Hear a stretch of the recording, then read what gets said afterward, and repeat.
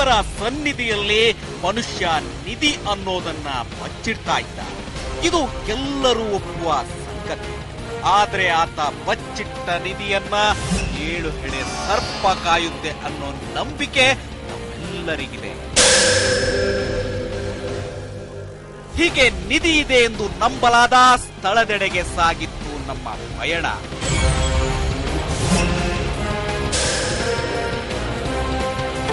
ಹೀಗೆ ನಮ್ಮ ಪಯಣ ಸಾಗಿದ್ದು ನಗರದಿಂದ ಹಳ್ಳಿಯೆಡೆಗೆ. ಹೌದು, ಅದು ಅಕ್ಷರಶಃ ಗುಡ್ಡ ಬೆಟ್ಟಗಳಿಂದ ಆವೃತವಾದ ಸ್ಥಳ. ಹೀಗೆ ಸಾಗುತ್ತಿದ್ದ ನಮಗೆ ನಮ್ಮ ಪಯಣದಲ್ಲಿ ಕೈ ಜೋಡಿಸಿದ್ದು ಮಾತ್ರ ಅಕ್ಷರಶಃ ವಿಚಿತ್ರ ವ್ಯಕ್ತಿಯೊಬ್ಬ.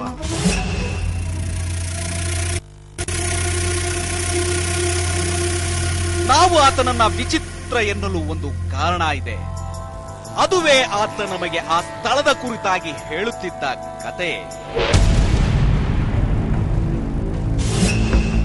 ಅದು ಹಲವಾರು ವರ್ಷಗಳ ಹಿಂದಿನ ಕತೆ.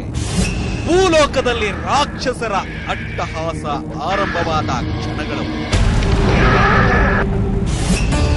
ತಪಸ್ಸಿನ ಮೂಲಕ ನಾರಾಯಣನಿಂದ ವರ ಪಡೆದ ಹಲವಾರು ರಾಕ್ಷಸರು ಅಟ್ಟಹಾಸದಿಂದ ಮೆರೆದ ದಿನಗಳು. ಹೀಗೆ ಇವರ ಸಂಕಷ್ಟದಲ್ಲಿ ಸಿಲುಕಿದ್ದೇ ಶಿವನ ಆರಾಧಕರಾದ ಘೋರಿಗಳು.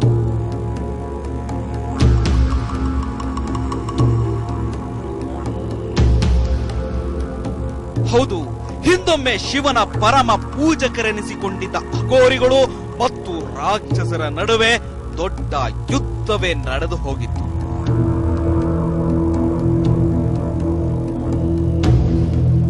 ಹೀಗೆಲ್ಲ ಘನ ಘೋರ ಕಾದಾಟ ನಡೆದ ಸ್ಥಳವೇ ಇದು.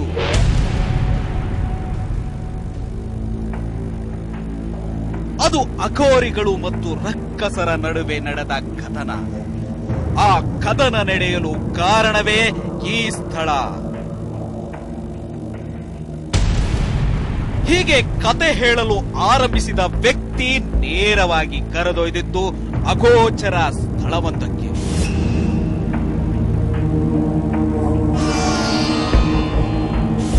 ಹೀಗೆ ಕರೆದೊಯ್ದ ವ್ಯಕ್ತಿ ನಂತರ ಹೇಳಿದ್ದು ಮಾತ್ರ ಅಘೋರಿಗಳು ಮತ್ತು ರಕ್ಕಸರ ನಡುವೆ ಈ ಸ್ಥಳದಲ್ಲಿ ನಡೆದ ಘೋರ ಕದನದ ಕಾರಣವನ್ನ.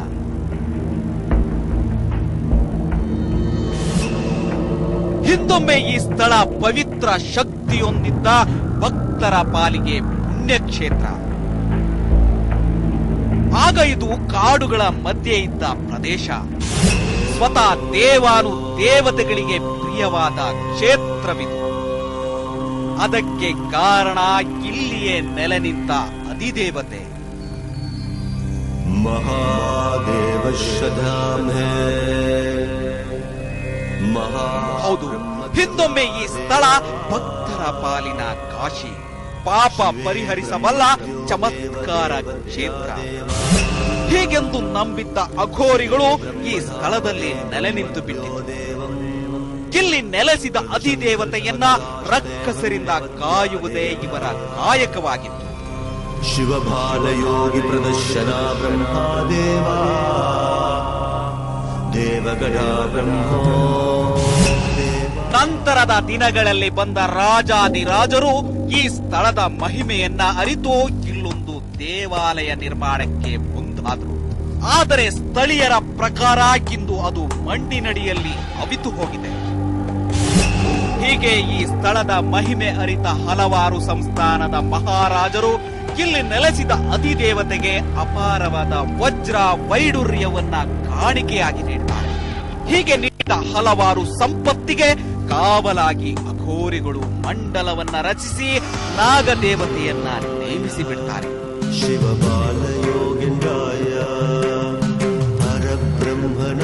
ಅಘೋರಿಗಳ ತಪಸ್ಸಿನಿಂದ ಕಾವಲಿಗೆ ನಿಂತ ನಾಗದೇವ ನಂತರ ಅಧಿದೇವತೆಯ ರಕ್ಷಣೆಯನ್ನೇ ಅವನ ಕಾಯಕ ಮಾಡಿಕೊಂಡ.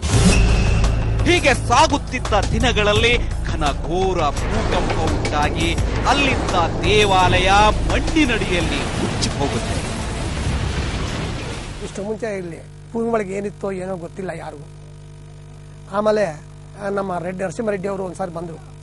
ಸ್ವಾಮಿ, ನಮ್ಮ ಹೆಂಗಸರಿಗೆಲ್ಲ ಸರ್ಪಗಳೇ ಕಲಸಲ್ಲಿ ಬಂದ್ಬಿಟ್ಟು ತುಂಬ ತೊಂದರೆ ಆಗ್ತಾ ಇದೆ. ನೋಡಪ್ಪ, ನಿಮ್ಮ ನಾಗರಿಕರಲ್ಲಿ ನೀವು ತೆನೆ ಹೋಗ್ತಾ ಇದ್ರಿ, ಅದು ಭಿನ್ನವಾಗಿ ಶಿಥಿಲವಾಗಿದೆ. ಅಲ್ಲಿ ಉಳುಮೆ ಮಾಡ್ತಾ ಇದ್ದಾರೆ, ಗೆದ್ದೆಗಳೆಲ್ಲ ಇದಿದೆ. ಅದರಿಂದ ನೀವು ಅಲ್ಲಿ ಒಂದು ಚಿಕ್ಕದಾಗಿ ನಾಗರಿಕರನ್ನು ಒಂದು ಪ್ರತಿಷ್ಠೆ ಮಾಡಿದ್ರೆ ನಿಮ್ಗೆ ತೊಂದರೆ ನಿವಾರಣೆ ಆಗುತ್ತೆ ಅಂದರು. ನಂತರ 400 ವರ್ಷಗಳವರೆಗೆ ಈ ಸ್ಥಳದ ಬಗ್ಗೆ ಯಾರಿಗೂ ಗಮನವೇ ಇಲ್ಲ. ಹೀಗೆಲ್ಲ ಕತೆ ಹೇಳ್ತಿದ್ದ ವ್ಯಕ್ತಿ ನೇರವಾಗಿ ನಮ್ಮನ್ನ ಕರೆದೊಯ್ದದ್ದು ಮಾತ್ರ ಬರುಡಾದ ಭೂಮಿಯೊಂದರೆಡೆಗೆ. ಈ ಕತೆ ಕೇಳುತ್ತಿದ್ದ ನಮಗೆ ಆಶ್ಚರ್ಯವಾಗ್ತಾ ಇತ್ತು. ಹೀಗೆ ಹೊರಟ ನಮಗೆ ದೂರದಿಂದ ಕಂಡದ್ದು ಮಾತ್ರ ಭಕ್ತರ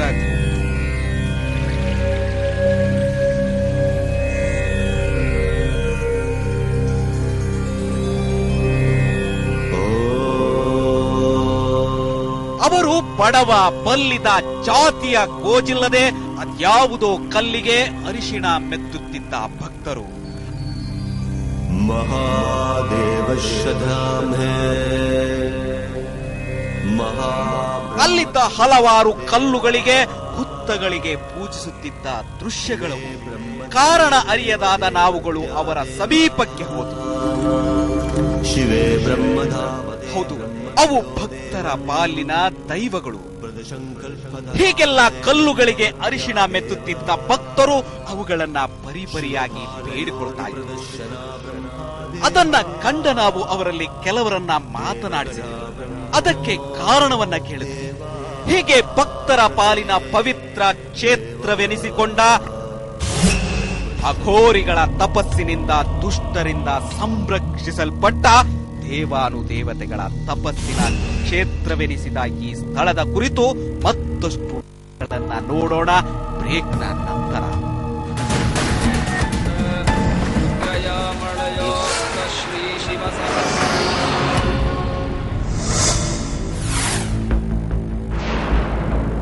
ಪುಣ್ಯ ಕ್ಷೇತ್ರವೊಂದನ್ನ ದುಷ್ಟರಿಂದ ರಕ್ಷಿಸಿದ ಅಘೋರಿಗಳು ನಂತರ ಆ ಸ್ಥಳದ ಪೂಜೆಗಾಗಿ ನಿಂತು ಬಿಡ್ತಾರೆ.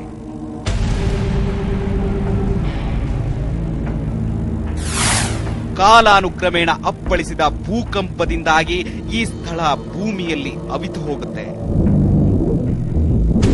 ನಂತರದ ದಿನಗಳಲ್ಲಿ ನಡೆದದ್ದು ಮತ್ತೊಂದು ಪವಾಡ.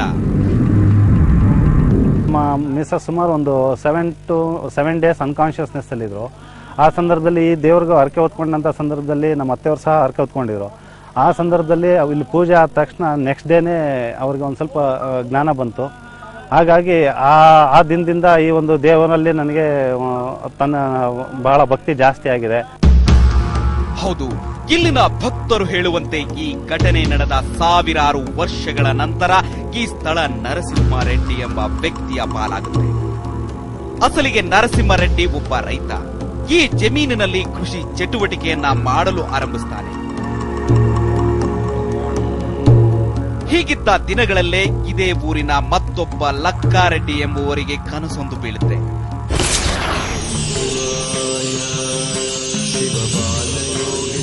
ಕನಸಿನಲ್ಲಿ ಬಂದ ಸರ್ಪಗಳು ತಮ್ಮನ್ನ ಹೊರತೆಗೆಯುವಂತೆ ಬೇಡಿಕೊಳ್ಳುತ್ತೆ.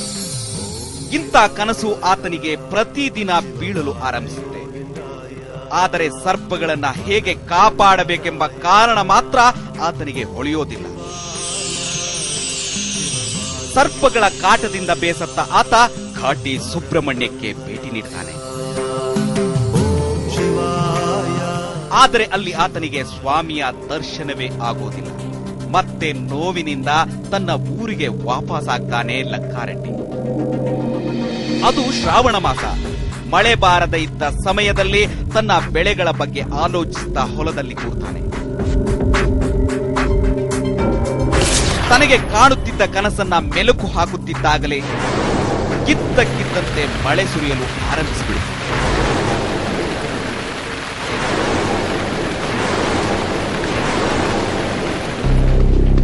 ಹೀಗೆಲ್ಲ ಘಟನೆ ನಡೆಯುತ್ತಿರುವಾಗ ತನ್ನ ಹೊಲದಲ್ಲಿ ಲಕ್ಕಾರೆಡ್ಡಿ ಸರ್ಪವೊಂದನ್ನ ಕಾಣ್ತಾನೆ. ಅದನ್ನ ಹಿಂಬಾಲಿಸಿದ ಆತ ನಂತರ ಮುಟ್ಟಿದ್ದು ಮಾತ್ರ ಅಲ್ಲಿಯೇ ಸಮೀಪವಿದ್ದ ಕಲ್ಯಾಣಿಯನ್ನ.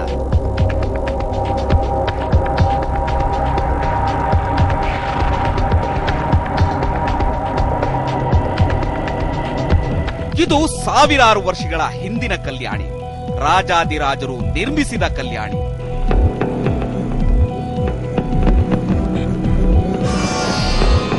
ಹೀಗೆ ಹಿಂಬಾಲಿಸಿದ ಲಂಕಾರೆಡ್ಡಿ ನಂತರ ಕಂಡಿದ್ದು ನಾಗಶಿಲೆಯನ್ನ. ಹೌದು, ಅದು ಸಾವಿರಾರು ವರ್ಷಗಳ ಹಿಂದಿನ ಪುರಾತನ ನಾಗಶಿಲೆ. ಆ ನಾಗಶಿಲೆಯ ಕಾವಲಿಗೆ ನಿಂತಿತ್ತು ಆ ಸರ್ಪ.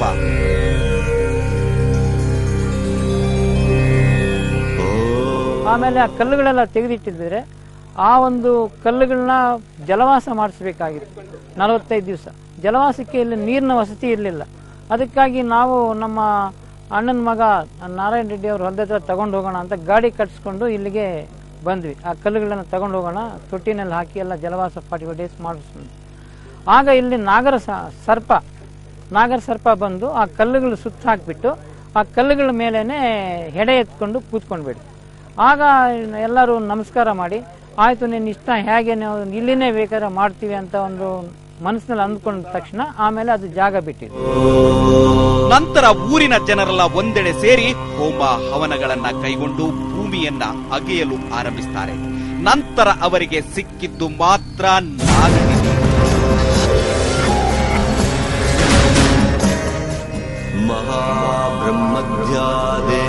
ಹಲವಾರು ಕಲ್ಲಿನ ರೂಪದಲ್ಲಿ ದೊರೆತ ನಾಗಶಿಲೆಗಳು ಈಗ ನೀವು ನೋಡುತ್ತಿರುವ ಈ ಶಿಲೆಗಳೇ. ಪುರಾತನ ಕಾಲದಲ್ಲಿ ದೇವಾನುದೇವತೆಗಳಿಂದ ನಿರ್ಮಿಸಲ್ಪಟ್ಟ, ಅಘೋರಿಗಳ ತಪಸ್ಸಿಂದ ರಕ್ಷಿಸಲ್ಪಟ್ಟ ಅತಿ ಅದ್ಭುತ ಶಕ್ತಿಯನ್ನ ಹೊಂದಿದ ನಾಗಶಿಲೆಗಳು. ಶಿವಭಾಲಯೋಗಿ ಪ್ರದರ್ಶನ ಬ್ರಹ್ಮದೇವ. ಹೌದು, ಇವು ಇಂದಿಗೂ ಭಕ್ತರ ಪಾಲಿಗೆ ಸಿಕ್ಕ ಪುಣ್ಯ ನಿಧಿಗಳು. ಅಪಾರ ಚಮತ್ಕಾರಿ ಶಕ್ತಿಯನ್ನು ಹೊಂದಿರುವ ಈ ನಾಗಶಿಲೆಗಳಿಗೆ ಪವಾಡವನ್ನು ಮಾಡುವ ಅತಿ ಅದ್ಭುತ ಶಕ್ತಿ ಇದೆ ಅಂತಾರೆ ಭಕ್ತರು.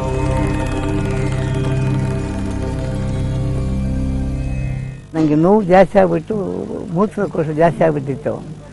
ಮನಸ್ಸಲ್ಲಿ ಅನ್ಕೊಂಡೆ, ಯಾರೋ ಹೇಳಿ ದೇವ್ರಿ ಅಂತ ಅನ್ಕೊಂಡು, ಹಾಗೆ ಅನ್ಕೊಂಡ ತಕ್ಷಣ ಹೋದರೆ ಎಲ್ಲ ಆಸ್ಪತ್ರೆಯಲ್ಲೂ ಆಗದೆ ಇರ್ತಕ್ಕಂಥದ್ದು ಯಾವುದದು ಇದು ರಾಮಯ್ಯ ಹಾಸ್ಪಿಟ್ಲು, ನಾಗರಾಜು ಅಂತ ಹೇಳ್ಬಿಟ್ಟು ಹಣಿಯ ಫಸ್ಟು ತೆಗೆದಾಕ್ಬಿಟ್ಟು ಆ ತೆಗೆದಾಕಿದ ಮೇಲಕ್ಕೆ ನನಗೆ ಈ ಸ್ಥಿತಿ ಬಂದು ಇದು ಓಡಾಡ್ತಕ್ಕಂಥ ಸ್ಥಿತಿ ಬಂತು.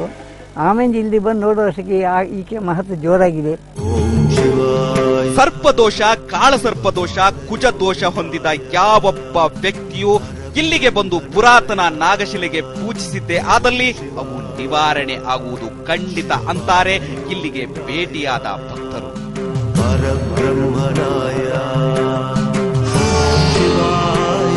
ಅಷ್ಟಕ್ಕೂ ಇಲ್ಲಿ ನೆಲೆಸಿ ಭಕ್ತರ ಕಷ್ಟ ಕಾರ್ಪಣ್ಯಗಳನ್ನ, ದೋಷಗಳನ್ನ ನಿವಾರಿಸುತ್ತಿರುವ ತಾಯಿಯೇ ನಾಗಲಕ್ಷ್ಮಿ. ಶ್ರೀ ಲಕ್ಷ್ಮೀಭ್ಯೋ ನಮಃ.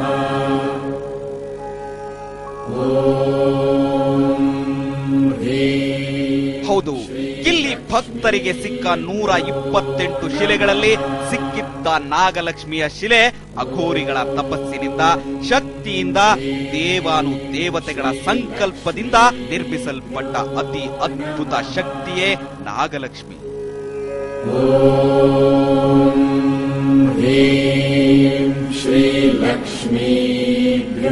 ಇಲ್ಲಿ ನೆಲೆಸಿದ ತಾಯಿ ನಾಗಲಕ್ಷ್ಮಿ ನಂಬಿ ಬಂದ ಭಕ್ತರ ಪಾಲಿನ ಅತಿದೇವತೆ. ಕಷ್ಟ ಕಾರ್ಪಣ್ಯಗಳನ್ನ ನಿವಾರಿಸುತ್ತಿರುವ ದೇವಿ. ಮಾಟ ಮಂತ್ರ, ಮನೆಯಲ್ಲಿ ಅಶಾಂತಿ ಇತ್ಯಾದಿ ಸಮಸ್ಯೆಗಳಿಗೆ ಪರಿಹಾರ ನೀಡುತ್ತಿರುವ ದೇವಿ.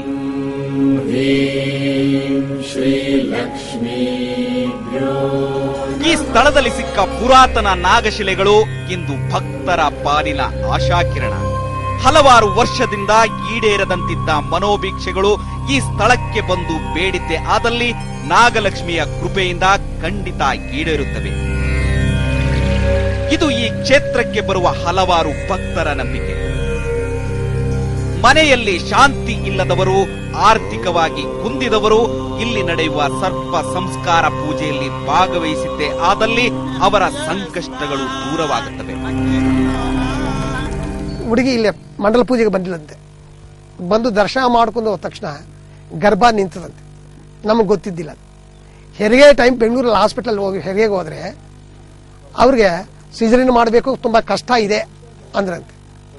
ಆಮೇಲೆ ಕನಸಲ್ಲಿ ಕಾಣಿಸಲಂತೆ. ಅವ್ರಿಗೆ ಏನು ಅರ್ಕೆ ಹೊತ್ಕೋಬೇಕು ಸ್ವಾಮಿ ಅಂದ್ರೆ ಮೊಳ್ಳಕ್ಕಿ ಕಟ್ತೀವಿ. ಇಲ್ಲಿ ವಿಶೇಷ ಅಂದರೆ ನಾಗಲಕ್ಷ್ಮಿ ಮೊಳ್ಳಕ್ಕಿ ಕಟ್ಟೋದು ತುಂಬ ಇದು ಹರಕೆ ಊರಿ ನೀವು ಆಯ್ಮ್ ಕಾಪಾಡ್ತಾರೆ. ಶನಿವಾರ ದಿನ ಹರಕೆ ಮಾಡ್ಕೊಂಡಿದ್ದು, ಭಾನುವಾರ ಸಲೀಸಾಗಿ ನಾರ್ಮಲ್ ಹೆರಿಗೆ. ಸಾಲಗಾರರ ಬಾಧೆಯಿಂದ, ಪರಸ್ತ್ರೀ ಕಾಟದಿಂದ, ಕೋರ್ಟು ಕಚೇರಿ ಕೆಲಸಗಳ ತೊಂದರೆಯಿಂದ ಬಳಲುತ್ತಿರುವವರು ಇಲ್ಲಿ ಪರಿಹಾರ ಪಡೆಯುತ್ತಾರೆ. ಇಷ್ಟೆಲ್ಲ ಅಚ್ಚರಿ ಚಮತ್ಕಾರಕ್ಕೆ ಕಾರಣವಾದ ಈ ಸ್ಥಳದಲ್ಲಿ ಇನ್ನೊಂದು ಚಮತ್ಕಾರವಿದೆ. ಸಾವಿರಾರು ವರ್ಷಗಳ ಹಿಂದೆ ಭೂಮಿಯಲ್ಲಿ ಅವಿತು ಹೋದ ಈ ಸ್ಥಳದ ಕುರಿತಾದ ಮತ್ತಷ್ಟು ವಿಶೇಷತೆಗಳನ್ನ ಹೇಳ್ತೀವಿ ಇನ್ನೊಂದು.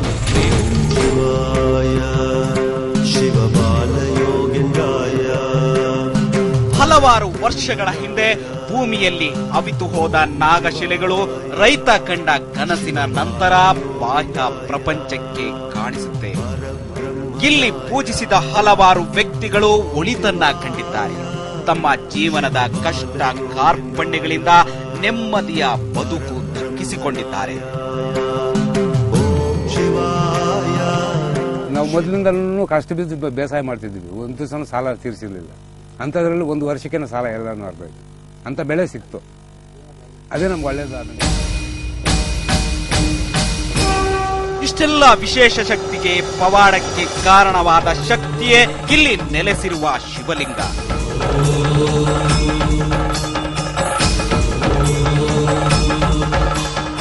ಹೌದು, ಶಿವಭಕ್ತರಾದ ಅಘೋರಿಗಳು ತಮ್ಮ ವಿಶೇಷ ಶಕ್ತಿಯಿಂದ ಅನಾದಿ ಕಾಲದಲ್ಲಿ ನಿರ್ಮಿಸಿದ ಶಿವಲಿಂಗ ಇದು.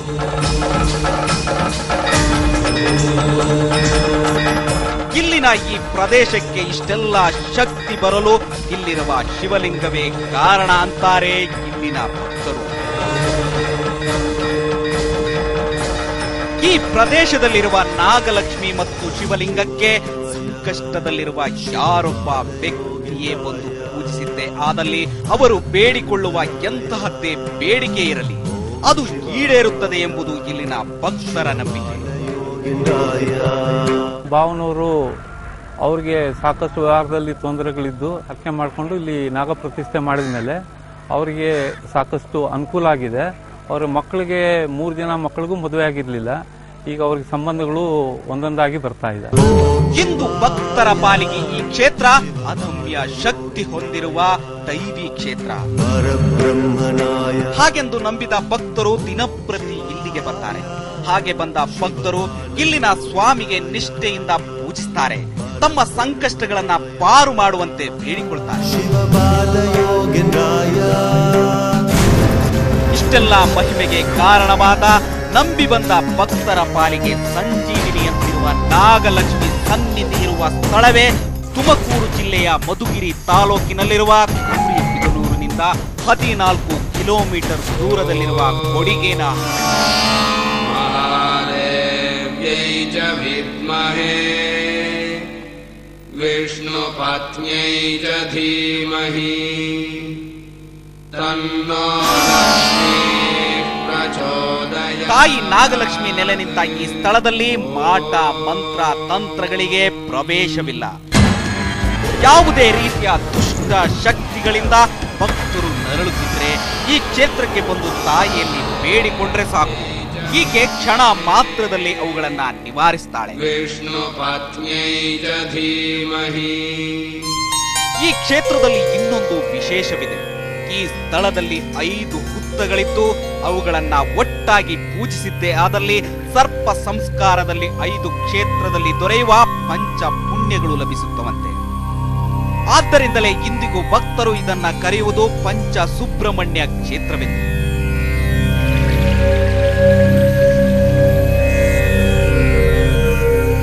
ನಮ್ಮ ಅಕ್ಕ ಅವರು ಮಗ ಡಾಕ್ಟರ್, ಅವನು ಚಿಲ್ಡ್ರನ್ ಸ್ಪೆಷಲಿಸ್ಟ್. ಈಗ ಸೂಪರ್ ಸ್ಪೆಷಲಿಸ್ಟ್ಗೂ ಕೂಡ ಅವನು ಟ್ರೈ ಮಾಡ್ತಾ ಇದ್ದಾನೆ, ಎಕ್ಸಾಮನ್ನು ಬರೆದಿದ್ದಾನೆ. ಎಲ್ಲಿ ನೋಡಿದ್ರು ಕೂಡ ಮದುವೆಗೆ ಬೇಗ ಸೆಟ್ ಆಗ್ತಿರ್ಲಿಲ್ಲ. ಈ ದೇವರಿಗೆ ಹರಕೆಯನ್ನು ಹೊತ್ತು ಬಂದಾಗ 1 ವಾರ 10 ದಿವಸದೊಳಗಡೆನೆ ಒಂದು ವೈಜಾಗ್ನ ಡಾಕ್ಟರ್ ಹುಡುಗಿನೇ ಸೆಟ್ ಆಯ್ತು.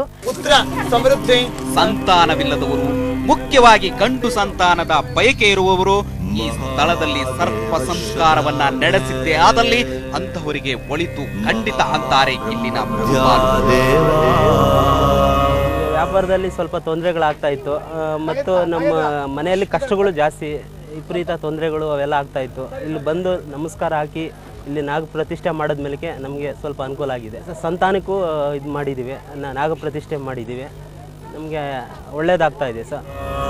ನಾಗಲಕ್ಷ್ಮಿಯ ದಿವ್ಯ ಕ್ಷೇತ್ರವೆಂದು ಪ್ರಸಿದ್ಧಿ ಪಡೆದ ಈ ಸ್ಥಳದಲ್ಲಿ ಇಂದಿಗೂ ಹಲವಾರು ಚಮತ್ಕಾರಗಳು ಪವಾಡಗಳು ನಡೆಯುತ್ತಲೇ ಇವೆ. ಸೋಮವಾರ ಮತ್ತು ಶನಿವಾರದಂದು ಇಲ್ಲಿ ಸಿಕ್ಕ ನಾಗಶಿಲೆಗಳಿಗೆ ಅದ್ಭುತ ಶಕ್ತಿ ಬರುತ್ತದೆ. ಅಂದು ಈ ಕ್ಷೇತ್ರಕ್ಕೆ ಬಂದು ಪೂಜೆ ಸಲ್ಲಿಸಿದ್ದೇ ಆದಲ್ಲಿ ಅಂತಹವರಿಗೆ ಪಂಚಕ್ಷೇತ್ರದಿಂದ ದೊರೆಯುವ ಪುಣ್ಯ ಲಭಿಸುತ್ತದೆ ಅಂತಾರೆ ಇಲ್ಲಿಗೆ ಬಂದು ಒಳಿತನ್ನ ಕಂಡ ಹಲವಾರು ಭಕ್ತರು. ಪ್ರತಿಷ್ಠಾಪನೆ ಎಲ್ಲ ಆಗಿ ಆಮೇಲೆ ಸುಮಾರು ಜನ ಭಕ್ತರಿಗೆ ಇಲ್ಲಿ ಬಂದು ನಡ್ಕೊಂಡ್ರೆ ಕಾಯಿಲೆಗಳೆಲ್ಲ ವಾಸಿಯಾಗಿದೆ, ಮದುವೆಗಳಾಗಿದೆ, ಮಕ್ಕಳಾಗಿರೋರಿಗೆಲ್ಲ ಮಕ್ಕಳಾಗಿದೆ. ಈ ಥರ ಬಹಳ ಪವಾಡಗಳು ಜರುಗ್ತಾ ಇದೆ.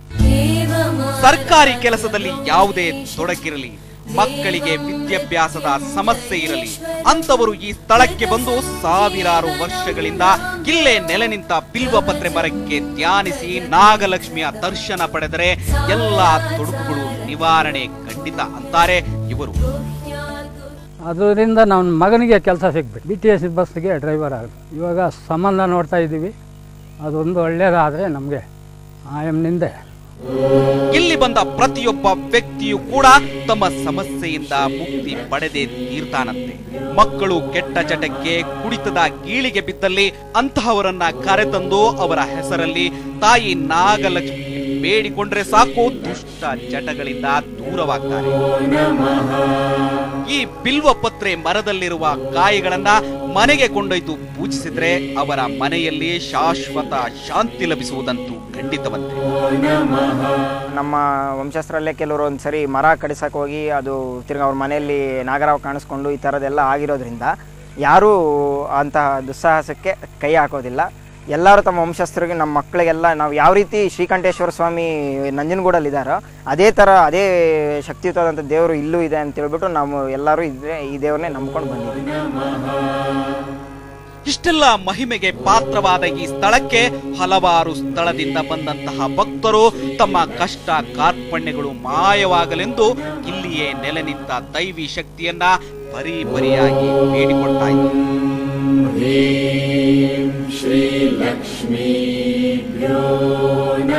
ನಾಗಲಕ್ಷ್ಮಿಯ ಸಾನ್ನಿಧ್ಯಕ್ಕೆ ಬಂದು ಯಾವುದೇ ಕೆಲಸ ಕಾರ್ಯಗಳನ್ನ ಆರಂಭಿಸಿದರೆ ಯಶ ಖಂಡಿತ ಅನ್ನೋ ದೃಢವಾದ ನಂಬಿಕೆ ಇಲ್ಲಿಗೆ ಬಂದಿದ್ದ ಹಲವಾರು ಭಕ್ತರು.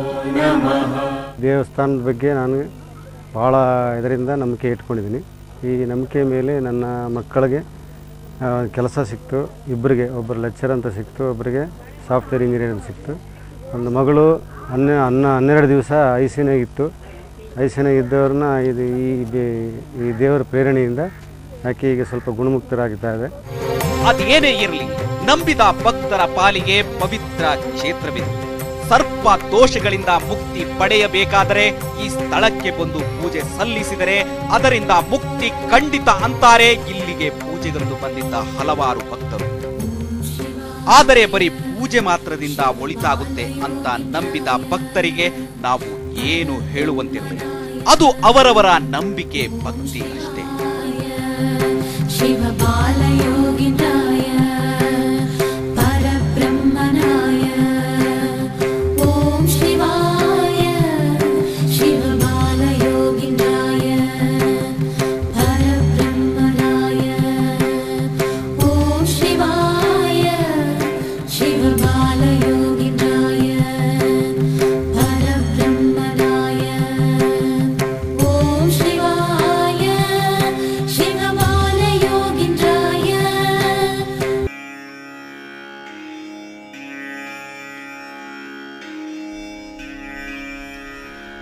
ಓಂ ನಮಃ ಶಿವಾಯ.